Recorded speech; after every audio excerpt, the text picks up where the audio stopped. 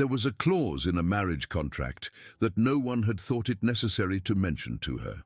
There was a duke who might have called upon her in the ordinary way, and had chosen, for reasons that only made sense at 3 in the morning, not to do so. And there was a woman who was at that moment folding her gloves with the tranquil efficiency of a woman who had already closed an account and was ready to leave. Kilbride House stood at the corner of Grosvenor Square with the closed face of a house that had learned to keep its own counsel. March of 1813 had come in grey without conviction and threatened to end grey with determination. Verity Marchett, 24, thin at the wrists and steady at the mouth, wore a morning dress the colour of lead and a shawl her mother had knitted the winter before she died. On the writing table beside her lay a letter from her uncle's solicitor, folded twice, the crease sharp enough to cut a finger. Beside the letter, the pair of gloves. Beside the gloves, the yew hedge outside the window, black with rain, and beyond the hedge, the low glasshouse where a man she had not yet met was, at that same hour, cutting back a rose with the concentration of one who had nowhere else to be. Tell me in the comments where in the world you are listening to this story from, the city, the hour. I read each one. And if these tales of dukes and ladies make your heart breathe a little slower, leave a subscribe here on the channel. It is my quiet way of knowing you came back. This is a work of fiction set in Regency England. Characters, names and situations are entirely imagined. Any resemblance to real persons or events is mere coincidence. Verity had come to Kilbride House because her uncle had told her to. She had come by hackney and not by carriage, because the carriage had gone to the modiste with her cousin Cassandra, and because the sixpence saved from a hackney was a sixpence saved, and there were, all told, £147 and 11 shillings in the little rosewood box under her bed, and the box did not increase itself. She had been shown into the morning room by a footman who did not know her name. She had been left there for the length of time it takes a clock to strike the quarter and then the half. She had risen. She had considered the letter again. She had folded her gloves. The 11th clause, her uncle's solicitor wrote, was agreeable to his Grace of Kilbride in every particular, and would be read aloud at the signing at the desire of both parties. Verity had not been shown the 11th clause. There is a species of small courage that consists in walking out of a room. She practiced it now. She left the morning room by the door that opened onto the terrace, and she went down the terrace steps, and she went along the gravel walk that curved around the west side of the house, and she went through the arch cut in the yew hedge that separated the ornamental garden from the kitchen garden and the low glass house the family called the orangery, though there was not, and had never been, an orange tree in it. The man in the mud-stained coat did not look up when she came around the yew hedge, and for that alone she was disposed to like him. "You will forgive me," Verity said, addressing the back of his neck. "I was told the Duke's man was in the orangery. I find I have no wish to meet him after all." The pruning shears paused, then resumed. "Some errand pressing?" the gardener asked. His voice was better than his coat. "An errand of the pen.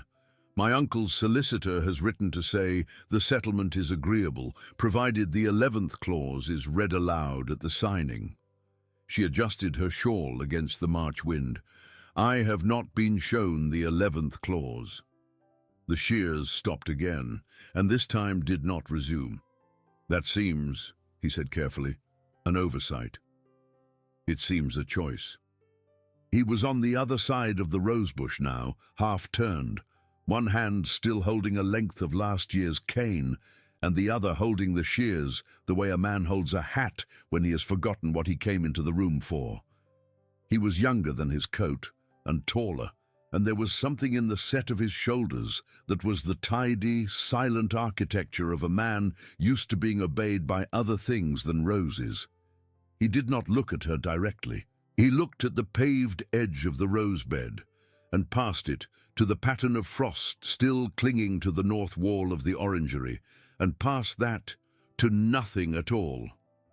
"You are Miss Marchett," he said, with the expression of one who had already calculated the sum and did not like the result. "I have that reputation. And you are not," he said, "going to meet the Duke's man after all." "I am not." He was quiet for a moment. Then he set the shears down on the low stone coping and wiped his palms on the front of his coat in the absent way of a man who has forgotten what he is wearing. "May I ask what you were going to say to him?" Verity considered him.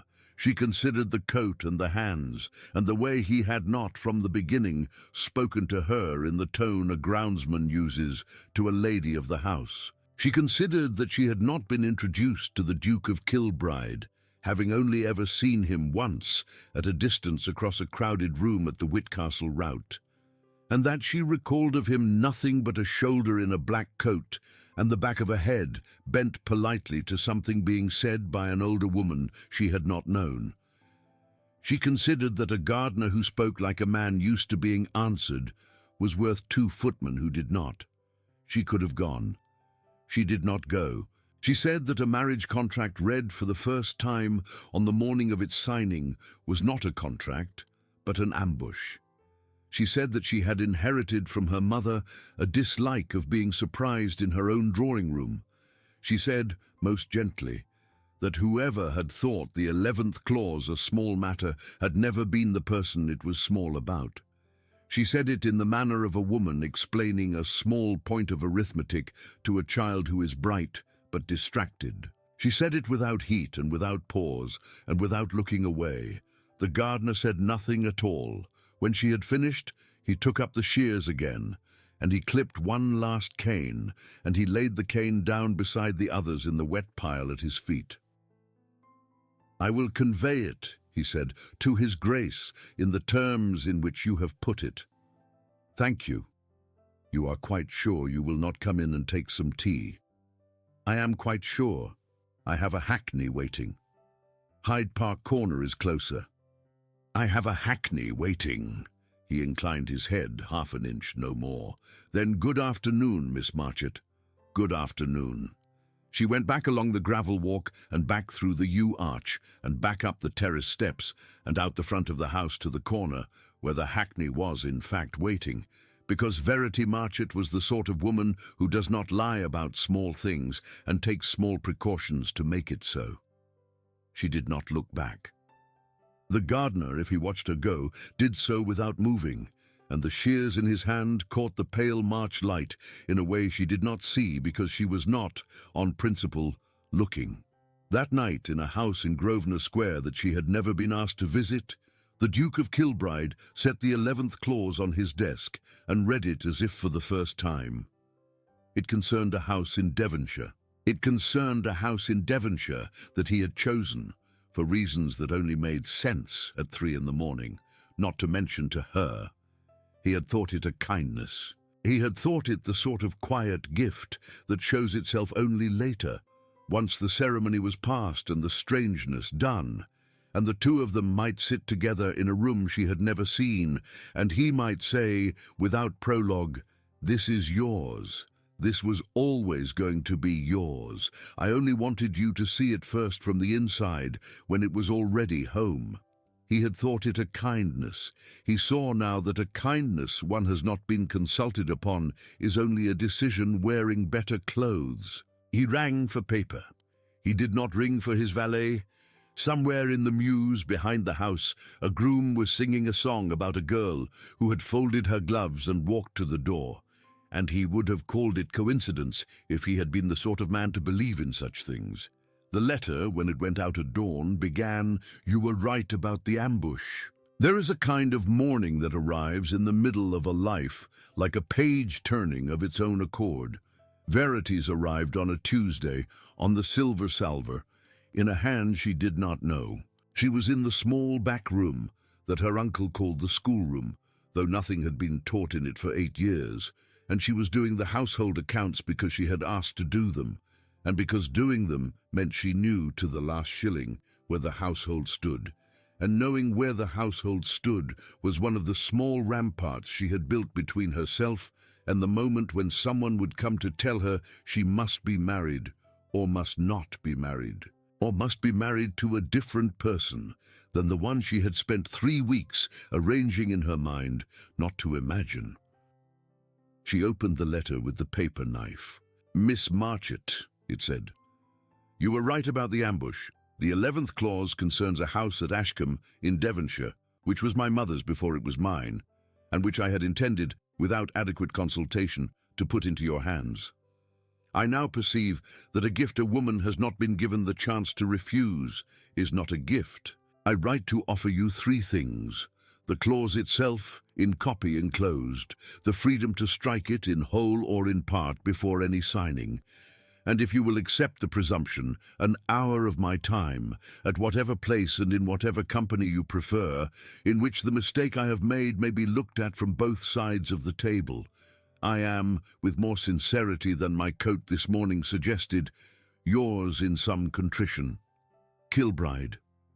Verity read it twice. She read the copy of the clause enclosed with it, and she read the clause 3 times, and she saw at the 3rd reading that the house at Ashcombe was to be settled upon her, not upon the Duke of Kilbride as trustee, not upon their heirs, but upon her, without condition, in fee simple absolute, with a small annuity attached for its upkeep, and with a further stipulation, added in a smaller hand at the bottom of the page as if by afterthought, that the house was to remain hers, whatever the disposition of the marriage, whether the marriage prospered or did not, whether children came or did not, whether she stayed in England or removed herself to a country whose name the drafter had not troubled to specify. Verity put the letter down. Verity picked the letter up. Verity read the postscript, which she had not at first seen, and which said in the same steady hand, "I did not mean to meet you dressed as a gardener. I only meant to look at the roses before the interview, and forgot that a coat is what a man is judged by before his voice. If you will forgive me the coat, I will forgive myself the silence." She was, at that moment, holding in her hand the first letter of consequence she had ever received in her life. She replied on plain paper, without her uncle's crest, in the small firm hand she used for the household books. "Your Grace," she wrote, "I accept the copy. I accept the freedom to strike. I decline the presumption of an hour, on the ground that an hour is either not enough or too much, and I have not yet decided which. I will meet you, in place of the hour, at the door of the orangery at Kilbride House on Thursday next at 10. There is a rose bush there that was pruned yesterday by a man who did not know he was being watched by anyone but roses. I should like to see whether he has done it well. V. Marchett." She sent it before she could think better of it. 2 days later, at 10 in the morning, on a Thursday of cold rain that had, at the last moment, chosen not to fall, Verity walked around the yew hedge for the 2nd time in her life, and found the man in the mud-stained coat waiting for her by the door of the orangery, with the shears in one hand and a book in the other, and an expression that was, at last, not disguised. He inclined his head. "Miss Marchett, Your Grace, you have come to inspect the rose bush." "I have come to inspect the rose bush." They went together to the rose bush. The rose bush was doing what rose bushes do in March, which is nothing much, but it had been cut back with a clean, decisive hand, and the wounds were sealed with wax, and the mulch about the roots was fresh and even. And Verity, who had grown up in a small garden with a mother who had taught her to hold a pair of shears, saw that it had been done well. "You may keep the pruning of my roses," she said, "if we come to any agreement at all." I had rather hoped. He was different in daylight. He was 31, or perhaps 32. She had not looked closely enough at the Whitcastle route to know for sure. His hair was dark and needed cutting. His coat this morning was clean. His eyes were the colour of the north wall of the orangery in winter light, and they did not, when they look at her with the practised blankness of the drawing-room. They looked at her as if she were a page in a language he had begun to learn late and was determined not to be defeated by. "Sit," he said, and indicated a bench beneath the orangeless orangery on the south side where the sun, when the sun bothered to appear, might have made a claim on the stone. She sat. He did not sit. He set the book down on the arm of the bench between them, and he stood at a careful distance on the other side of the rosebush, and he said what he had come to say. He said he had made a mistake.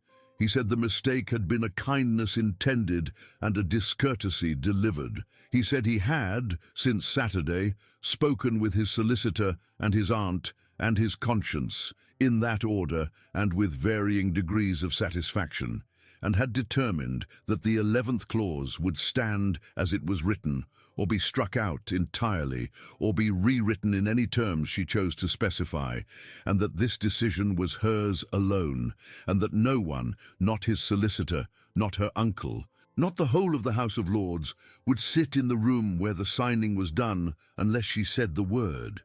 He said further, without embellishment and without apology, that he had first proposed the marriage 6 weeks earlier to her uncle upon the recommendation of a distant cousin of his own who had spoken of Miss Marchett as a person of unusual composure, and that he had proposed it having never spoken to her and having only, at the Whitcastle rout, seen the back of her head at a distance across a crowded room.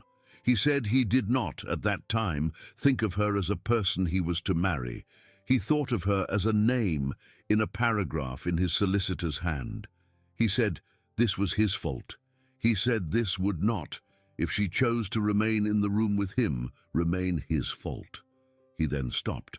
Verity was quiet for a long time, long enough for a blackbird to move through the yew hedge and come out on the other side, long enough for the light in the orangery to shift half a shade, long enough for the Duke of Kilbride, on the other side of the rosebush, to think that he had perhaps, at last, said the sentence too many.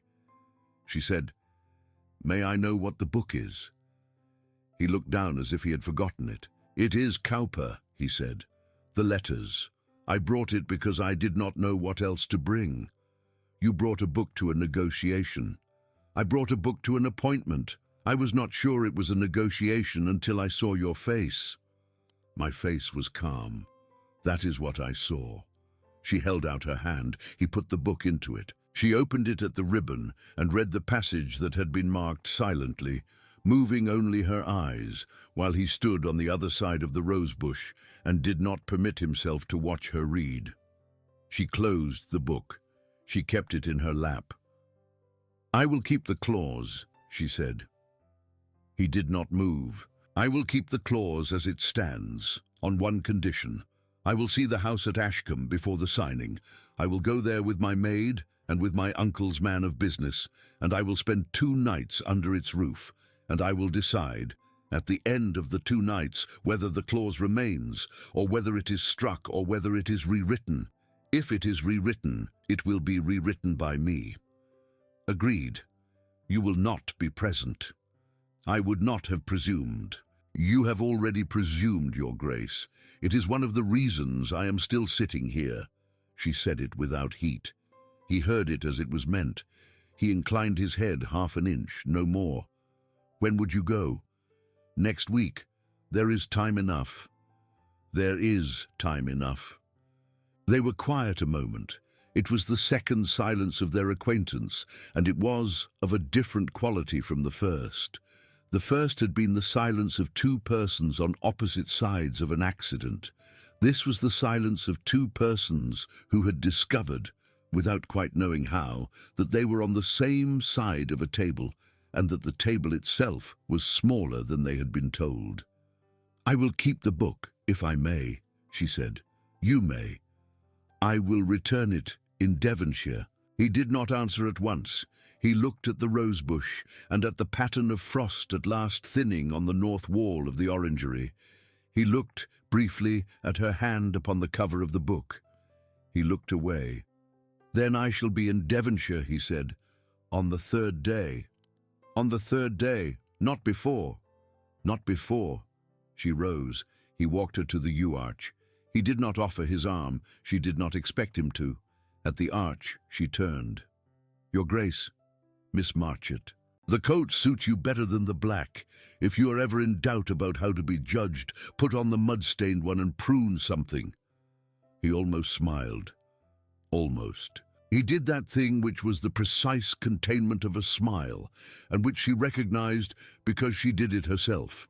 And she went out through the yew arch and up the terrace and into her uncle's hackney with the book of Cowper in her hand and the letter of the 11th clause folded twice inside the book, and she did not look back, because she was not, on principle, looking. It rained in Devonshire the day she arrived at Ashcombe, and it rained the day she left. Between the two rains there was a house.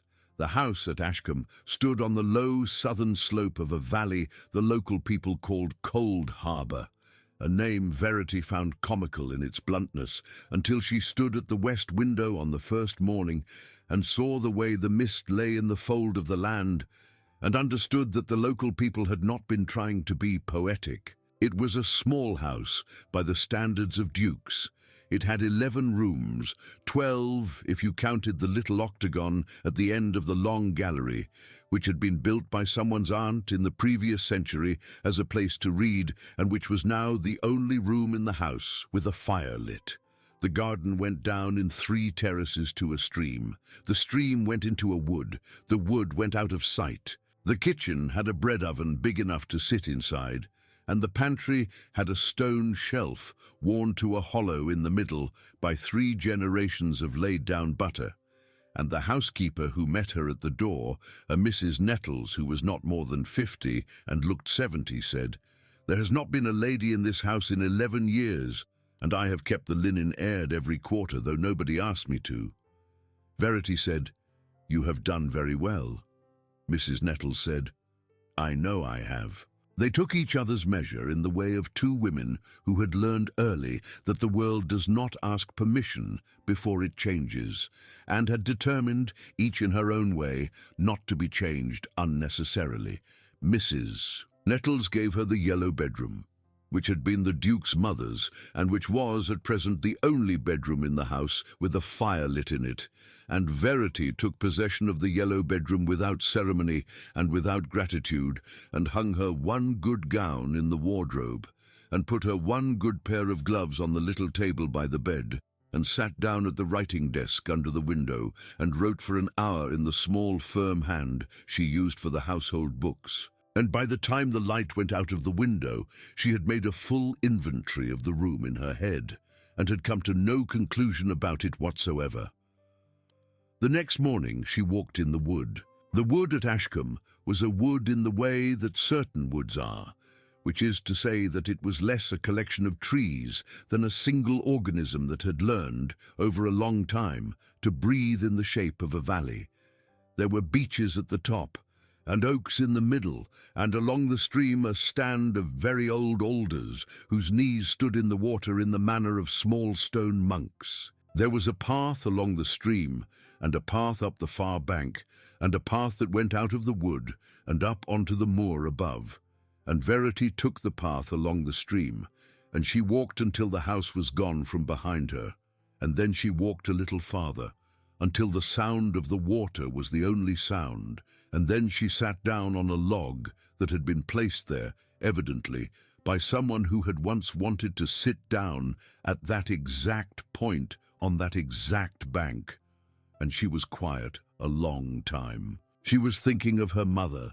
Verity's mother had died when Verity was 15, of a fever that had come and stayed a week, and left 3 children where there had been 4. She had died in a small house in Somerset that was not this house and was not near this house, and was in every particular unlike this house, and yet the way the light lay on the water in the stream was the same as the way the light had lain on the water in the pond at the bottom of the garden in Somerset when Verity had been 11 and had learned from her mother to hold a pair of shears. And so she sat, and she thought of her mother, and she thought of the 11th clause, and she thought of what a house is when one has not owned one, and what a house becomes when one does.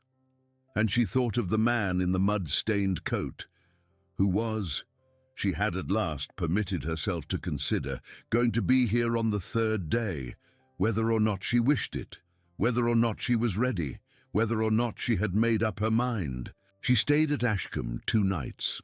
On the second morning, she walked to the top of the moor and looked down and saw the whole valley laid out beneath her like a page in a book she had been given the freedom to read. And she stood there for a length of time she did not count.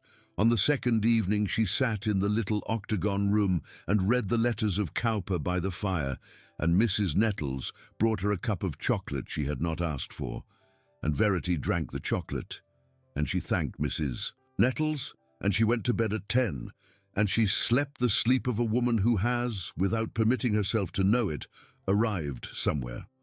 On the third morning, the Duke of Kilbride came up the drive on a bay mare in a coat that was, this time, entirely clean. He did not come to the door. He gave the mare to a groom who had appeared from nowhere in the manner of grooms, and he walked around the west side of the house, past the yew hedge that was not, in Devonshire, cut in the London way. And he came to the door of the little octagon room, and he stood on the threshold, and he said, "Miss Marchett." Verity was at the window with the book in her lap. "Your Grace, you have inspected the house." "I have inspected the house. Will the clause stand?" "The clause will stand. It will be rewritten by me in one particular.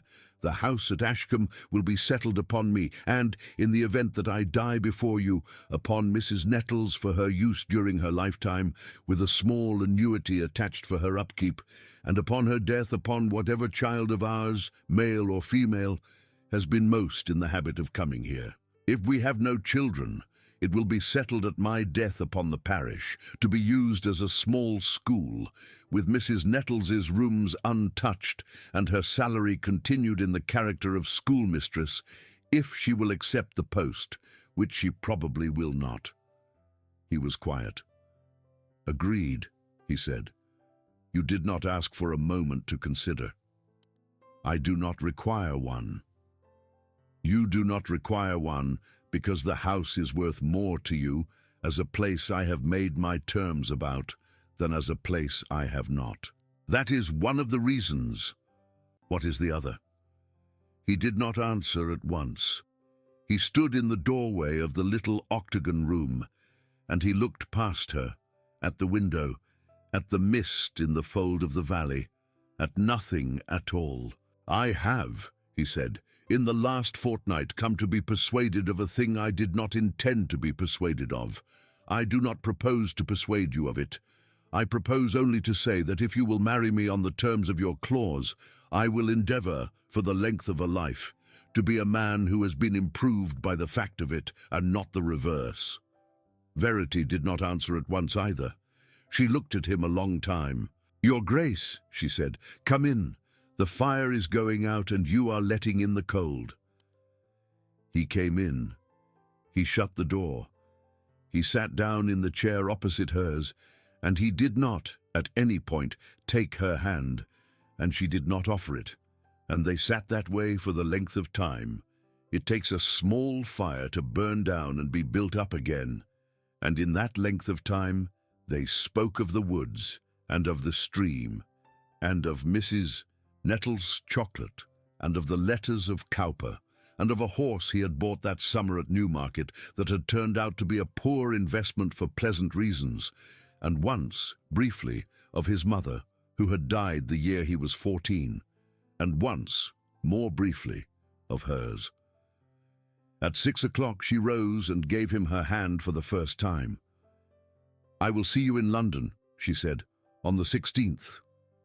"On the 16th. "Do not send me a carriage. I will come by post." "I will send you a carriage." "Your Grace, Miss Marchett." She let him take her hand.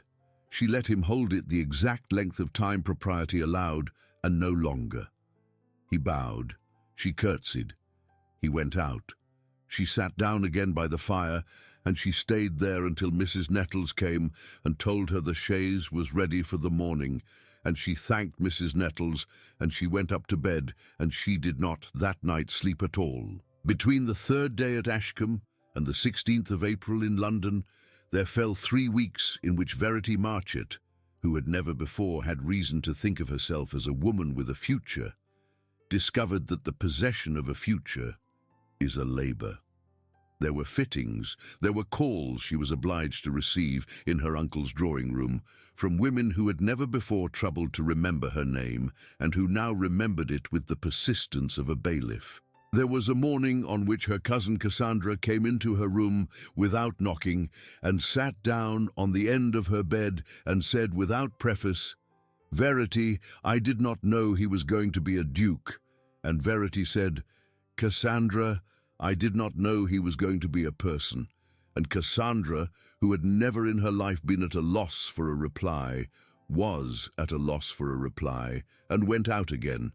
There were letters too. There were letters from Kilbride, one every second or third day, in the same steady hand, on the same plain paper, sealed with a plain seal, sent by his own man on foot from Grosvenor Square to her uncle's house in Bruton Street, and put into her hand by the footman without ceremony, because Kilbride had, at some point during a conversation she had not been present at, told the footman that the letters were to be delivered to the lady and not to her uncle. And the footman, being a man of sense, had done as he was told. The letters were short. They were not love letters. They were, in the strictest sense, reports. "Miss Marchett," the first one said, "I called this morning on the Bishop of London and secured the license. He asked me twice whether I was sure of my intentions, and I told him twice that I was. He then asked whether I was sure of yours, and I said that yours were entirely your own concern." He laughed. "I will call on Wednesday with the license itself if you will receive me."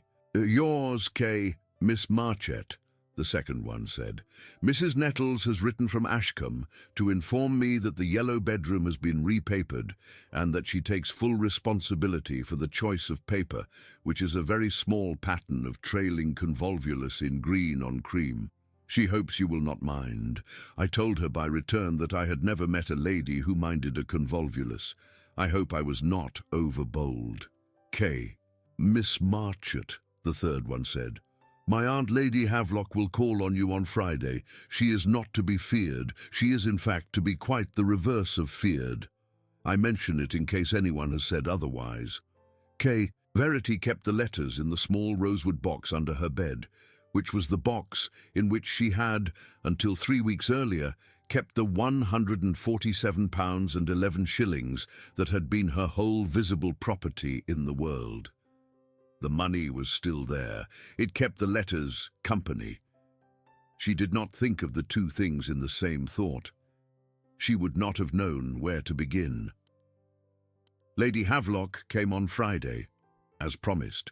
Lady Havelock was 71, and small, and very upright, and dressed in the black she had worn since the death of her husband 31 years earlier, and she came into the drawing-room on Bruton Street with the slow determination of a person who has walked from the front door to the drawing-room of a great many houses in her life and does not intend to hurry through this one. She looked at Verity. She looked at Verity's uncle, and she looked past Verity's uncle, and she looked at Verity again. "Sit," she said to Verity. Verity sat. "You," she said to Verity's uncle, "will find your business urgently required elsewhere." Verity's uncle found his business urgently required elsewhere. He went out. The door closed. Lady Havelock did not sit at once. She walked to the window. She turned. She came back. She sat down opposite Verity on the edge of the sofa, with her small black-gloved hands folded on the head of her cane. "So," she said, "you are the one." "I am the one. Tell me, Miss Marchett, what you are marrying." "I'm marrying a duke. That is not what I asked. I am marrying a man who came to inspect me dressed as a gardener because he was afraid to be seen looking at me." Lady Havelock was silent for a full quarter of a minute. "Ah," she said, "you will do." She stayed 40 minutes. She spoke of the family. She spoke of the estate. She spoke of the mother Kilbride had lost at 14 and the father he had lost at 22, and of the 8 years since in which he had, in her words, carried the whole weight of it with the wrong hand. She spoke of the aunt of hers who had built the little octagon room at Ashcombe, and of the winter that aunt had died in it, alone, with a cat on her lap and a book of Cowper on the arm of the chair. She spoke of the fact that there had been, in the county in which Kilbride's principal seat stood, 3 years of poor harvest, and that the rents on the north tenancies had been 3 times foregone at his direction, and that this fact was not to be spoken of, because he did not wish it to be, but that it was to be known, because a wife who did not know it would fail him in one of the 2 or 3 particulars in which it was possible to fail him. She spoke of a woman named Lady Serena Price, who had been intended for some years by other persons who had never troubled to consult either of the parties, to be the future Duchess of Kilbride, and who was even now in London for the season, and who might be, said Lady Havelock, difficult, and who might not be. She spoke at the end of one thing more. The 11th clause, she said. Yes, he told me. I did not doubt he would. He is a man of some peculiarities, my nephew. He has a habit, when he has done a thing badly, of confessing it to 2 people. One is his solicitor, the other is me. That is not the worst habit. It is not the best. Lady Havelock rose. She permitted Verity at the door to kiss her cheek. She said on the threshold, without turning, "You have a look about you, Miss Marchett, of a woman who has been alone a long time. That is not a bad thing. But do not, if you can help it, mistake his silence for a preference." Verity said, "I have not."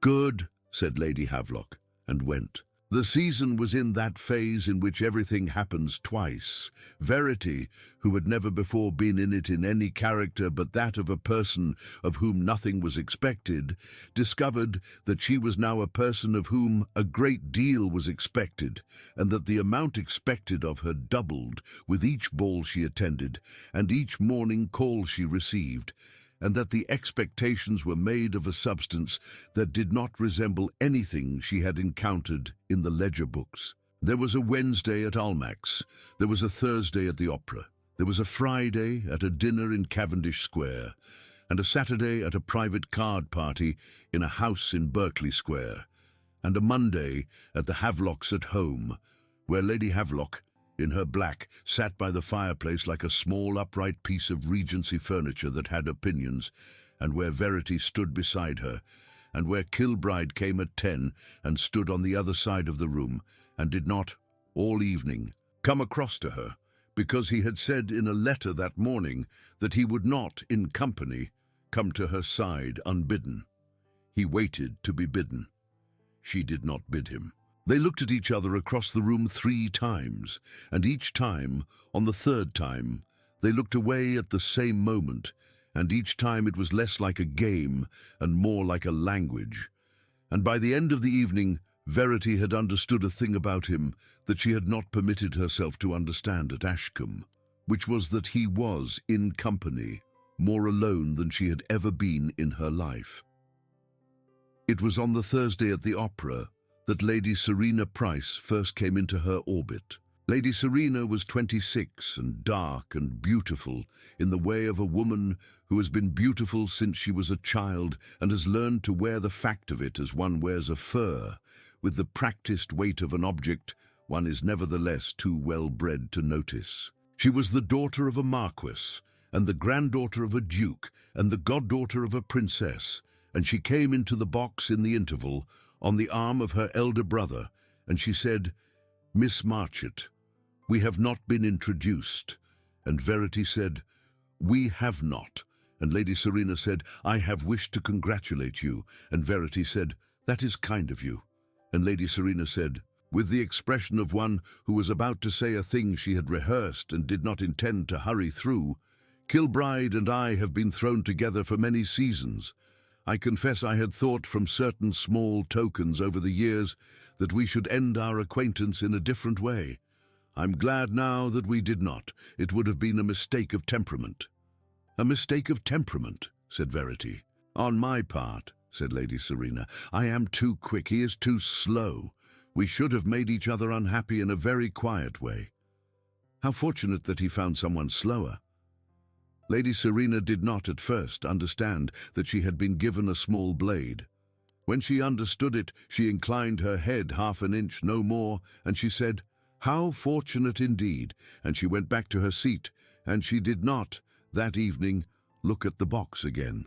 The Duke of Kilbride, on the other side of the theatre, was watching the stage. He did not turn his head.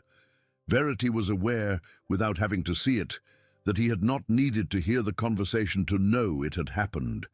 It was on the other side of the room, and it was in his blood at the same time. She understood at that moment a second thing about him, which was that he had lived for a great many years in a house in which the walls had listened to him, and he had, without meaning to, learned to hear through walls himself. The Havelocks' At Home was on the following Monday. The signing was on the 16th. Between the two lay one thing more. The one thing more arrived on a Wednesday morning, in a letter unsigned, on paper of no particular quality, in a hand Verity did not recognize. "Madam," it said, "there is a matter that has not been laid before you concerning His Grace's conduct in a matter of settlement 3 years past, in which a young woman of good family in the county of Derby was persuaded, on the strength of certain assurances, to consider herself engaged to him, and was, upon the death of her father and the discovery of the diminished state of her portion, released from the engagement by His Grace himself, with a settlement whose terms have never been publicly known. It may be that you have been told this. It may be that you have not. It is the desire of a well-wisher that you should not sign a contract you have not been given the chance to consider in its full context. A well-wisher." Verity read the letter twice. She read the letter a third time. She rang for the footman. She sent the footman across the square with a note. The note said, in her small, firm hand, "Your Grace, I have received a communication this morning that requires your presence in Bruton Street at your earliest convenience. It is not a matter for letters. V. Marchett." He came within the hour. She received him in the drawing-room without a chaperone, because her uncle was out and her cousin Cassandra was at a fitting, and because she did not care at that moment who thought what. She gave him the letter. He read it standing by the window. He read it once. He read it a second time. He folded it and gave it back. "I will tell you the truth of the matter," he said, "and you will decide." "Please," he told her. It took a quarter of an hour. He told her that the young woman referred to had been the daughter of an old friend of his father's, and that a private understanding had existed between the two families since the young woman was 17. That both parties, upon coming of age to speak of the matter, had made it clear to their respective fathers that the understanding had never taken hold in either of their hearts, that the young woman had been in love, in fact, with a naval lieutenant she had known since childhood, and that Kilbride himself had, upon the death of the young woman's father and the sudden collapse of the family's fortunes, drafted a settlement that gave her the sum she would have required to marry the naval lieutenant, whose family had, until that moment, refused their consent on the ground of her portion, having, on paper, exceeded his prospects. He told her further that the young woman had married the naval lieutenant in the autumn of the same year, and that she was now, so far as he had been informed, the mother of 2 children and living in Portsmouth, and content. He told her that the settlement had been secret at the young woman's own request, because a settlement of that kind, being read the wrong way, would have destroyed her reputation, and because he had not, then or since, considered his own reputation in the matter to be a thing worth defending at the cost of hers. He then stopped. Verity was quiet for a long time. "May I ask," she said at last, "who has written this letter?" "I do not know." "You have a suspicion?" "I have." "Will you say it?" "I will not." Because it is unproved, or because it will do more harm named than unnamed? Both. She looked at the letter in her lap. She looked at him on the other side of the window. She was quiet a moment more. "Your Grace," she said, "when you drafted that settlement for the daughter of your father's friend, did you draft it in the same hand in which you drafted the 11th clause?" "I drafted it in exactly the same hand." "Then I have my answer." "Miss Marchett." "I have my answer, Your Grace. Please do not press me on it. I will burn the letter in your presence, if you will permit me the theatrical gesture, and we will not speak of it again." She rose. She took the letter to the fire. She put it on the coals. It curled and blackened and was gone. She turned. He was still by the window. He had not moved. "You are," he said, in a voice she had not before heard him use, "a very great deal more than I deserve. Your Grace, do not be sentimental. It does not become the coat." He was silent. "Also," she said, "we have not in fact been married yet. It is possible I shall become considerably less than you deserve in the course of the summer. Do not commit yourself." He laughed. It was a small laugh, and it was surprised out of him, and she had never heard it before. And she filed it away in the place where she kept the letters, which was the same place she had kept the £147 and 11 shillings, which was under her bed, in the small rosewood box, which was, she understood at that moment, going to require a larger box before the year was out. He went. She stood at the window and watched him cross the square. Halfway across, he turned and looked up. She did not step back from the window. He inclined his head half an inch, no more. She did not incline hers. He went on. That night, at a small dance at the Havelocks, Lady Serena Price danced with the Duke of Kilbride twice. She danced with him once at the beginning of the evening, in a country dance in which the figures required them to change partners in the manner of country dances, and in which he had, in the ordinary way, no choice in the matter. She danced with him a second time, an hour later, in a set that had been rearranged at her own request, and in which the request had been made in the hearing of 5 persons, and in which he had accepted with a bow, because it would have been an insult to refuse, and because he was not, in company, a man to give insult. Verity, at the other end of the room, saw it happen. She was at the time in conversation with Lady Havelock's cousin, Mrs. Ashe, who was a slight, dry woman of 60, who had a habit of noticing everything and mentioning nothing, and who noticed now that Verity's attention had wandered, and who said very quietly, "It is only a dance, my dear." "I know," said Verity. "She will not have him." "I know." "Then why do you mind?" "I do not mind that he is dancing with her. I mind that half the room is watching him dance with her and counting." "Ah," said Mrs. Ashe. "Yes, that is a different thing." The dance ended. Kilbride bowed. Lady Serena curtsied. Neither of them, in going off the floor, looked at Verity. Verity turned to Mrs. Ashe and continued the conversation about Mrs. Ashe's spaniel, which was called Ptolemy, and which was, according to Mrs. Ashe, the only creature in London whose opinion of me has not altered since Christmas. She did not look for Kilbride again for a full 20 minutes. When she did look for him, he was on the other side of the room, in a corner, in a chair, in conversation with a small, pale girl of about 19 whom Verity did not know, and whose face was turned up to his in the earnest listening attitude of a young woman who had been talked at all evening by persons who did not know how to talk to her, and who had, at last, met one who did. Verity permitted herself a small, internal correction. At the supper interval, Lady Serena came again to her side. "Miss Marchett," she said, "I have been rude to you this evening, and I would like to correct it." "You have not been rude." "I have. I asked him for the second dance in the hearing of Lady Whitcastle. That is a rudeness whose object was not the person I asked, but the person I did not. That is candid." It is not candid, it is calculated. I would rather you knew that of me now than later. I was in love with him when I was 22. He was in love with a book of Cowper at the time. Nothing came of it.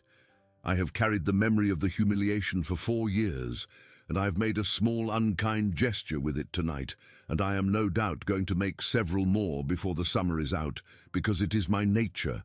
I recommend that you not take it personally. It is not you I dislike. It is my own 22nd year. Verity looked at her a long moment. Lady Serena, she said, that is one of the more honest speeches I have ever heard at a supper. I am occasionally honest. It surprises me each time. May I ask you something in return? You may. When you were 22 and he was reading Cowper, did he ever say to you the thing he was thinking? No. Did he speak in the ordinary way of himself? No. Did he speak of anyone else? He spoke once of his mother. To you. To me. Then you were not as far from him as you have permitted yourself to believe. Lady Serena was quiet. You are, she said at last, a very odd sort of rival. I am not, I hope, a rival. You are not. But you would have been a better one than I was. She inclined her head. She went. Verity did not, for a moment, know what she felt. She went into supper on the arm of a bishop whose name she did not catch, and she ate a small quantity of cold ham, and she went home at midnight, and she did not, upon reaching her room, cry, though she thought for a moment she might, because Verity Marchett had made, at 15, a small private treaty with herself concerning the reservation of tears, and had kept it in all weathers for 9 years, and did not propose to break it now for the sake of a country dance. She slept badly. There is a species of small darkness that arrives in the 4th week of any engagement, and it arrived in the 4th week of hers. It arrived in her case as a series of unrelated pinpricks.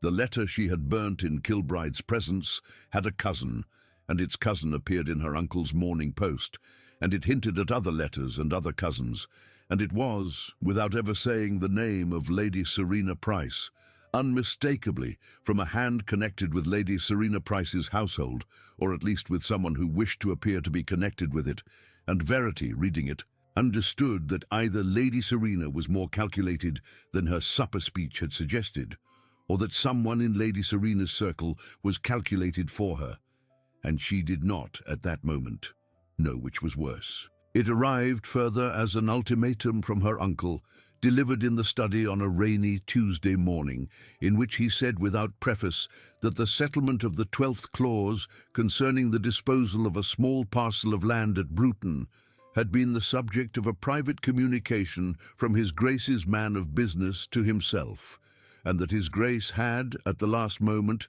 requested a small alteration to the clause in the interest of a distant cousin, and that Verity's uncle, having consulted with his own man, was inclined to interpret the alteration as an unwelcome shift in the balance of the whole, and that Verity was to understand that the alteration would be resisted, and that she was not, on any account, to speak of it to the Duke herself, because the alteration was a matter for the men of business, and not for the women of the family. It arrived at last as a piece of news whispered in a shop in Bond Street, in which a woman she did not know said to another woman she did not know that the Duke of Kilbride had been seen, on the previous evening, leaving the house in Cavendish Square, in which Lady Serena Price's mother resided, at an hour that was, all things considered, a shade later than seemly.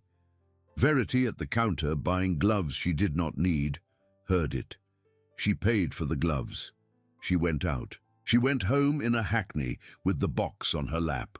She did not open the box. She went up to her room. She sat down at the writing table. She wrote, in her small, firm hand, 3 sentences on a plain sheet of paper. She read them. She burnt them. She wrote 3 others. She read them. She kept them.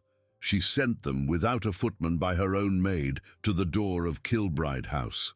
Your Grace, the note said, I am given to understand that I am not on any account to speak to you about the 12th clause, which is a matter for the men of business. Would you be so kind as to inform me whether the 12th clause exists, whether it has been altered, and if so, in whose interest? VM. She had her answer in an hour. Miss Marchett, the answer said. The 12th clause exists. It has been altered. The alteration is in favor of a distant cousin of mine named Adrian Stanhall, who is the son of my mother's sister, and who was, at the age of 19, cheated of the small inheritance from that side of the family by a matter that will not bear a letter, but will bear an hour of conversation. The parcel of land at Bruton was to have been the compensation of that cheat. Your uncle has, quite properly, resisted the alteration on your behalf. I have not, out of respect for your uncle's proper resistance, insisted. If you wish the alteration to stand, it will stand. If you wish it struck, it will be struck. I am, as always, at the disposal of your judgment. K. P.S. I have not been in Cavendish Square, at Lady Serena Price's mother's or elsewhere, at any hour of any day in the past fortnight. I mention it because I am told the town says otherwise. I do not, on principle, defend myself against the town. I make an exception for you. Verity read the letter 3 times. She sent by the same maid a single line in reply. The alteration will stand. Send me the papers. I will sign them myself. V.M. She sent half an hour later a second single line. Thank you for the postscript, V.M. She went that evening to a small dinner at the Havelocks because she had said she would, and because she had learned at 15 that a person who does not go to the small dinners at which she has said she will go begins, without noticing it, to shrink. And there she stood, with a glass of ratafia she did not drink, in a dress of grey silk her cousin Cassandra had chosen for her without her knowledge. And she stood beside Lady Havelock's chair, and she watched the room. Lady Serena Price was not there. Neither was the Duke of Kilbride. Lady Havelock, at Verity's elbow, said, without looking at her, "My nephew has taken his cousin Adrian to Richmond for the evening. I told him to. He needed an evening in which he was neither a duke nor an object of gossip, nor, above all, a man in love. Do not fear, he will be back tomorrow." I did not fear. You did. It is all right to have feared. It is only not all right to say so. Lady Havelock. Yes. Am I making a great mistake? Lady Havelock turned her head at last, and she looked at Verity with the small, direct look she had used on the day of their first meeting, and she said, "You are making a decision, Miss Marchett. The word mistake is a word people use after the event, when they wish to blame the decision for the event. I do not permit it in my drawing room." I see. You do see. That is why you asked. There was a Wednesday, there was a Thursday. On the Thursday morning the papers arrived from Kilbride's man of business, and Verity read them at the writing table under the window, and she signed the 12th clause with the pen her mother had given her at 12, which she had kept, and which had lain unused in the little drawer of the writing table for 9 years, and which she took out for this signing because she had made, at some point during the last 3 weeks, a small private decision that the papers of this marriage would be signed with the objects of her old life and not the objects of her new. She sent the papers back by the footman. She sat at the window a while longer.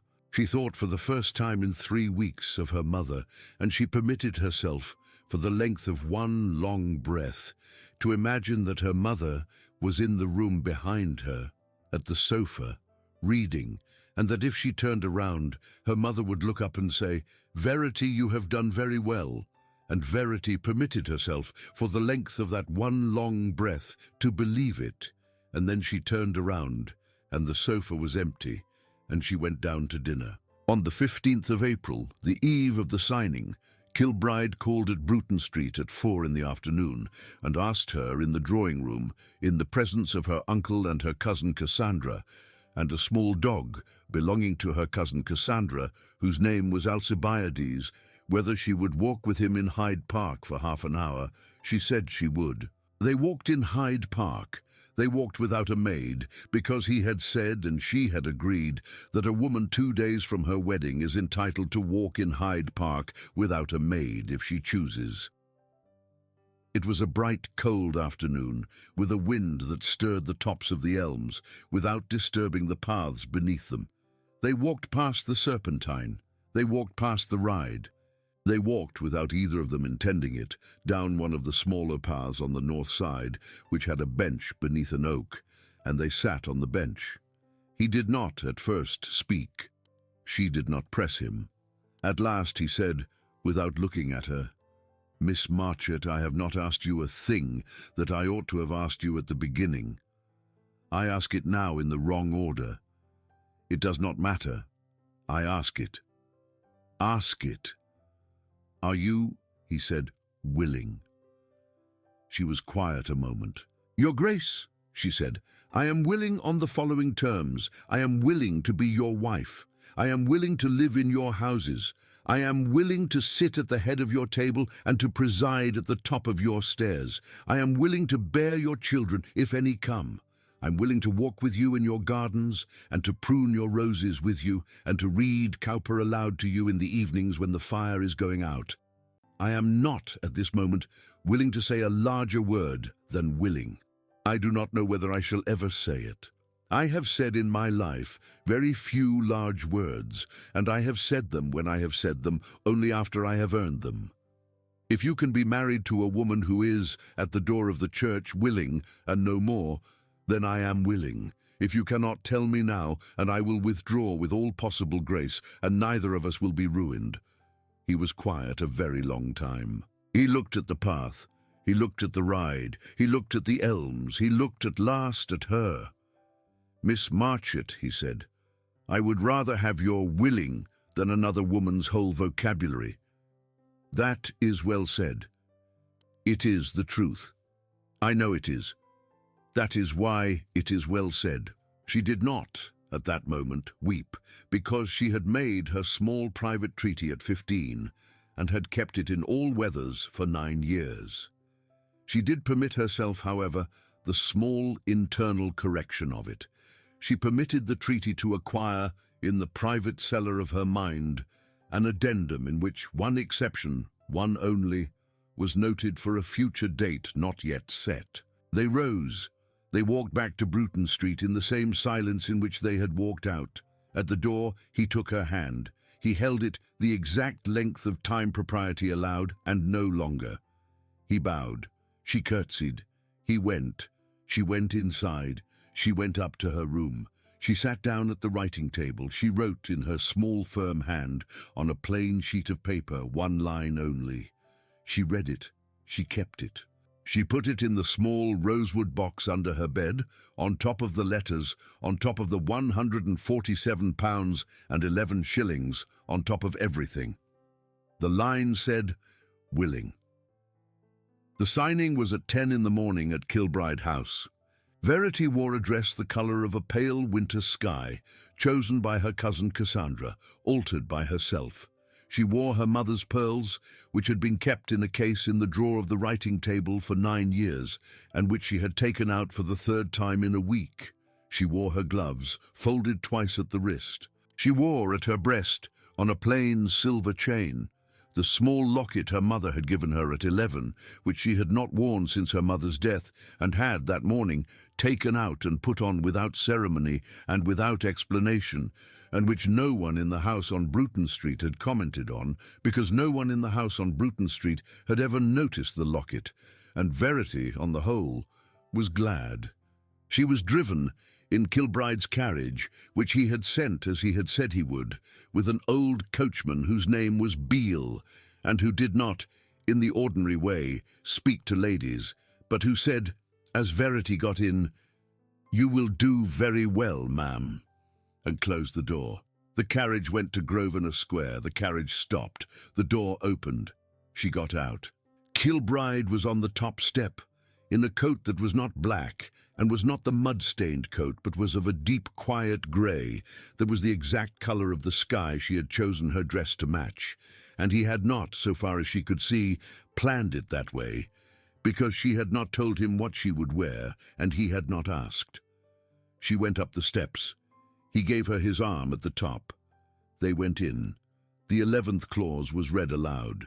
It was read by Kilbride's solicitor, a small, stooped man of about 60, whose name Verity had not troubled to remember.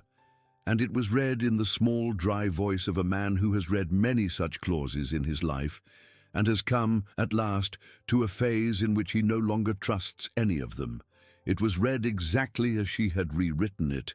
It was read with the addition concerning Mrs. Nettles and the parish and the school, in her own words, in the small, firm hand of her own redrafting, transcribed by the solicitor onto the fair copy without alteration. It took 4 minutes to read. Verity, who had been holding her breath at the first sentence without meaning to, discovered at the 3rd sentence that she had begun to breathe again. By the 4th sentence, her hand, on Kilbride's arm, was steady. By the last sentence, she was not thinking of the words at all. She was thinking of Mrs. Nettles in the doorway of the little octagon room at Ashcombe, saying, "I know I have." The 12th clause was read. The other clauses were read.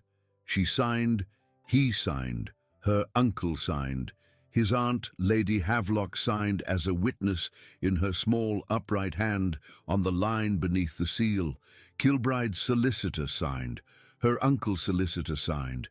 It was done at 12 minutes past 10. It was, from the moment she had walked in through the front door to the moment the ink was blotted on the last page, 27 minutes, and Verity Marchett had, in that 27 minutes, become an engaged woman-in-law as well as in name, and there had been from beginning to end no ambush. Kilbride walked her to the door of the drawing-room. "Miss Marchett," he said. "Your Grace." "Thank you." She did not at once answer. She looked at him in the doorway, in the deep, quiet grey coat on the other side of the threshold, and she said, "Your Grace, we are going to be married in 5 days.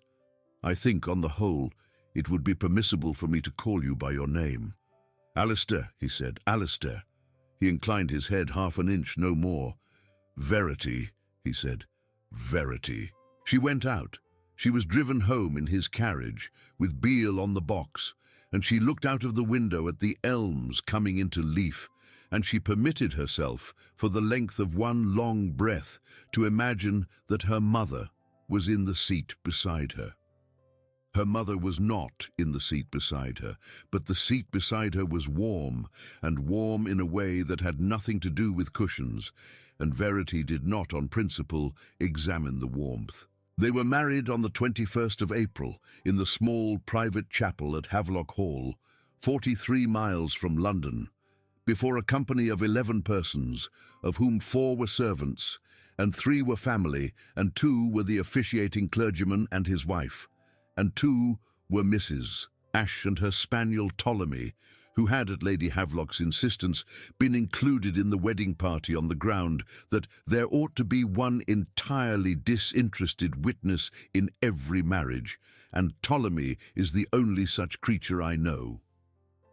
Verity wore the grey silk dress, altered a second time, and the pearls, and the locket, and a small posy of primroses that Mrs. Nettles had sent up from Ashcombe by the mail coach in a tin box, packed with damp moss, and which had arrived unwilted at the door of Havelock Hall at 7 in the morning of the wedding day, and which Verity, opening the box in the little vestry, had felt, for the length of one long breath, the way she had felt in the little octagon room by the fire, which was to say, arrived. Kilbride wore the deep, quiet grey. Lady Havelock wore black. Mrs. Ashe wore a bonnet of a colour Verity afterward was not able to describe. Ptolemy wore a very small blue ribbon at his neck, which had been tied by Mrs. Ashe herself at the door of the chapel, and which he tolerated with the expression of one who has been through worse. The ceremony took 14 minutes. At the words, "In sickness and in health, until death do us part," Verity felt Kilbride's hand on her hand close a very small measure tighter, and she permitted her own to answer in the same small measure, and neither of them from that moment looked away from the other until the clergyman had pronounced them husband and wife, and then they looked away together at the same instant, because it was more than either of them could carry, and Verity, walking down the small aisle of the chapel on her husband's arm, understood a third thing about him, which was that he had, at 14, at his mother's grave, made a small private treaty of his own, and had kept it in all weathers for 17 years, and was, at this hour, revising it. They went to Ashcombe. They did not go to Kilbride Castle in the north, which would have been the expected thing, and they did not go to the townhouse in Grosvenor Square, which would have been the convenient thing. They went to Ashcombe, in the wet chaise, by the road that was longest and prettiest, and they arrived at Coldharbour at dusk on the second day, and Mrs. Nettles was at the door in the black dress she had worn every day of the 11 years since the last lady had been in the house, and she curtsied once without ceremony, and she said, "Welcome home, your grace," and she was not, in the saying of it, addressing the Duke. Verity said, "Thank you, Mrs. Nettles." Mrs. Nettles said, "The yellow bedroom is ready, so is the blue one, if his grace prefers his own room for the first night." Kilbride, on the step behind Verity, said without hurry, "I will take the blue room, thank you, Mrs. Nettles. Her grace has been driven 43 hours, and would like her privacy." Mrs. Nettles said, "Very good, your grace." Mrs. Nettles took the travelling case. Mrs. Nettles went upstairs. Verity turned. Kilbride was in the hall behind her in his travelling coat, with his hat in his hand. "Alistair." Verity. That was well done. It was the least well-done thing I have ever been asked to do. It was well done anyway. He set his hat on the small oak chest by the door. He looked at her once across the width of the hall, in the failing light of the westering afternoon, and he said, "Sleep well. Sleep well." She went upstairs. She undressed. She lay in the yellow bedroom, in the bed that had been the Duke's mother's, and she looked at the ceiling, and she did not for a long time sleep. She heard, at some point past midnight, a door open and close somewhere far off in the house. She heard, at some point past that, the soft, deliberate step of a man in the corridor at the far end, going the other way. She heard at last the sound of a fire being built up in a distant grate, and she understood that her husband, in the blue room at the other end of the house, was not sleeping either, and that neither of them was pretending, and that this, on the whole, was better than the alternative. She slept in the end at 3 in the morning in the yellow bedroom, with the pearls beside her on the little table by the bed, and the locket around her neck, and a folded handkerchief that had once been her mother's under the pillow. And she slept the sleep of a woman who had arrived somewhere and was, at last, permitting herself the arrival. The days at Ashcombe took the shape of the house. They breakfasted early in the little east-facing parlour with the trailing convolvulus paper that Mrs. Nettles had chosen, and they went out afterward in coats that were not, either of them, black, and they walked. They walked the path along the stream. They walked the path up the far bank. They walked the path out onto the moor above, and they sat on the flat stone at the top, and they did not at first speak. On the 3rd day, they spoke of his mother. On the 5th day, they spoke of hers. On the 7th day, they did not speak at all, because they had by then learned that a certain kind of silence was, for the two of them, a language, and that the language did not require translation. On the 8th day it rained without stopping, and they stayed in the little octagon room by the fire, and he read aloud to her from Cowper's letters in the voice she had first heard from the back of his neck in the orangery at Kilbride House, and she embroidered a border on a handkerchief that would, in the end, be given to Mrs. Nettles as a Christmas gift. On the 10th day he asked her for the first time whether she would like to see Kilbride Castle in the north, and she said yes, in June, and he said June, and they left it at that. On the 12th day at Ashcombe, in the middle of the afternoon, in the little octagon room, she was reading by the window and he was writing at the desk, and the fire was going out, and she said, without looking up, "Alistair?" "Verity. The orangery at Kilbride House. Do you remember?" "I remember." "What did you mean to say to me at the beginning, if I had not gone around the yew hedge?" He set down the pen. He was quiet a long time. "I meant to say," he said, "that I had made a mistake in requesting the marriage without ever having met you, and that I would, if you preferred, release you from the arrangement without the smallest damage to your reputation, and that I had, in that case, provided in a private settlement of my own for the sum of £10,000 to be settled upon you at your majority, whether you married elsewhere or not, on the ground that a young woman ought not to be the accidental cost of a duke's error of judgment. I meant to say this to you in the drawing-room, in the presence of your uncle, in the formal way. I had rehearsed the sentence. I had rehearsed it, in fact, on the roses." "On the roses. You had, however, come around the yew hedge before I had come in from the roses. You had further spoken first. You had further still said everything I had rehearsed in a form more accurate than my own. I was, at that moment, undone. I did not know what to do. I did what any man does when he is undone. I said the smallest true thing I could think of. I said it was an oversight." "You said it was an oversight." "I did. Alistair, Verity, you would have released me, on the terms of £10,000, if I had not gone around the yew hedge. I would have released you. Then it was well that I went around the yew hedge." He looked up at last. "It was well," he said, "that you went around the yew hedge." They were quiet a moment. She rose. She crossed the room. She did not at once sit down beside him. She stood at the desk. She put her hand on the back of his hand, on the desk, over the folded page of the letter he had been writing, and she left it there. He turned his hand up. She let him. Their palms met. They did not lace their fingers.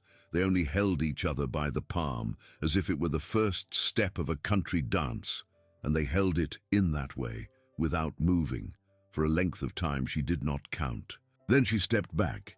She went to the window. She said, "The fire is going out, Alistair. Do build it up. You are letting in the cold." He built up the fire. There is a species of ending that arrives without the participants intending it. It arrived for Verity and the Duke of Kilbride at the end of the second week at Ashcombe, on a morning of clear, cold light, in which the mist was, for once, absent from the fold of the valley, and in which Mrs. Nettles had brought up chocolate at 7 and had not been sent away. Verity was in the yellow bedroom at the writing table in a wrapper of pale green wool she had, at Lady Havelock's insistence, ordered before the wedding, and she was reading a letter that had come by the morning post from Lady Havelock herself, and the letter said, in Lady Havelock's small upright hand, "My dear, I hope the two of you have discovered that the words 'in sickness and in health' were, in your case, not quite the whole treaty. I hope you have discovered that the treaty has, in fact, an addendum. I hope you have permitted yourselves to sign the addendum. H." Verity folded the letter. She went down the stairs in the wrapper, without shoes, in a manner in which she had, up to that morning, not permitted herself to go down any stairs in any house. She went into the little octagon room. He was there. He was at the desk. He was not writing. He was looking at the window, at the fold of the valley. He turned as she came in. She said, "Alistair, I have come to sign the addendum." He said, "The addendum." She said, "The addendum to the treaty. Aunt Havelock has written to say we ought to have signed it by now. I have come to do it." She crossed the room. She stood before him. She did not, in the end, need to say the word she had said at the door of the church was not yet earned. She had earned it, without knowing it, between the door of the church and the 9th morning at Ashcombe. She saw him understand it. She saw him accept it. She saw him keep the acceptance in the small, careful way that he kept all the things that were given to him, without display, without ceremony, without the smallest damage to the giver. He rose. He took her hand. He held it a moment longer than propriety allowed. He did not, at that moment, take her in his arms. He would take her in his arms, later, in the yellow bedroom, at an hour of the afternoon, when the light lay on the water of the stream in the wood, the way the light had lain on the pond in Somerset, and he would take her in his arms in the way of a man who has been permitted at last to keep a thing he had not permitted himself to want. That is not this scene. This scene is the scene of the addendum. In this scene he only took her hand. He said, "Verity." She said, "Alistair." He said, "The orangery at Kilbride House is at 60 degrees today. Mrs. Nettles's cousin who keeps it has written to say the rose has broken bud. If you would like in June, when we go north, to stop 3 nights at Kilbride House on the way, you might see the rose." She said, "I would like in June, when we go north, to stop 3 nights at Kilbride House on the way, to see the rose." He said, "The 11th clause, then, is honoured." She said, "The 11th clause is honoured." She went back to the window. She looked out at the fold of the valley. She permitted herself, for the length of one long breath, the exception she had reserved at 15, and had noted at the door of Hyde Park, and had, until this morning, not spent. She spent it. It cost her nothing. It gave her in return the whole of a life. Outside, in the wood, a blackbird moved through the alders and came out on the other side. She turned to the fire. She built it up. The Duke of Kilbride, on the other side of the desk, watched her do it and did not speak and did not need to. Stories told with quiet love. A letter without a date arrived, bearing a weight the autumn kept, a debt, a name the city feared, of what no one understood. She folded her fear in silence, chose the road that no one wished to see. It was thus, without promising a thing, that 2 strangers met in the cold. He, the man that London judged wrong. She, the woman who learned to trust again. A rose in an orangery, a book on the arm of a chair. A hand upon a hand, at a desk, for a length of time she did not count. She folded her fear in silence, chose the road that no one wished to see. It was thus, without promising a thing, that 2 strangers met in the cold. He, the man that London judged wrong. She, the woman who learned to trust again. A letter without a date arrived, bearing a weight the autumn kept. A debt, a name the city feared, of what no one understood. She folded her fear in silence, chose the road that no one wished to see. It was thus, without promising a thing, that 2 strangers met in the cold. He, the man that London judged wrong. She, the woman who learned to trust again. If stories like this keep you company in the night, leave a comment and a subscribe. It is what keeps them being told here. This is a work of fiction set in Regency, England. Any resemblance to real persons or events is pure coincidence.